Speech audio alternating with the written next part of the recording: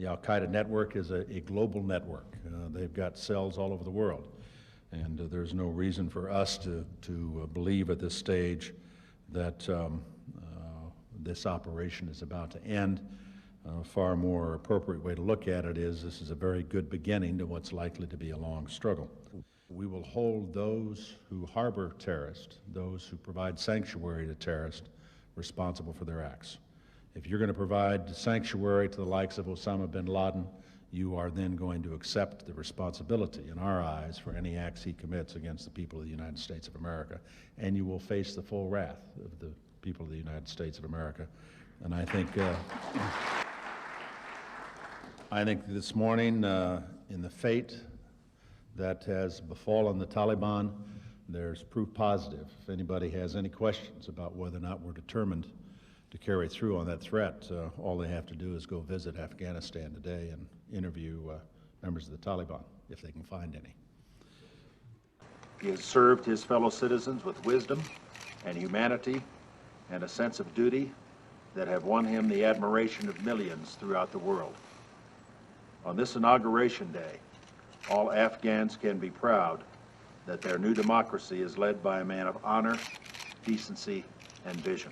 The United States and the other members of the coalition need to have a sufficient force here to be able to ensure security, to deal with the threat that's been represented by continuing activities by the radicals and extremists and the likes of the Taliban and Al-Qaeda, but that ultimately security in Afghanistan will depend upon the ability of the Afghan people to provide adequate forces that are well trained and well equipped.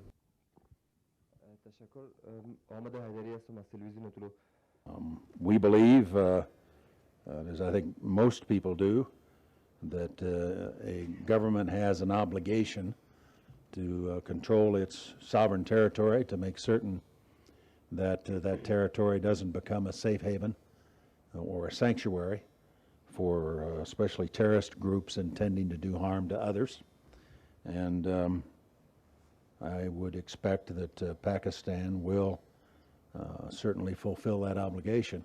But those were the two sort of major concerns that occupied most of our time. One was, as I say, getting all the airplanes down out of the sky, and the other was guaranteeing that there'd be somebody in the line of succession in a position to be able to take over.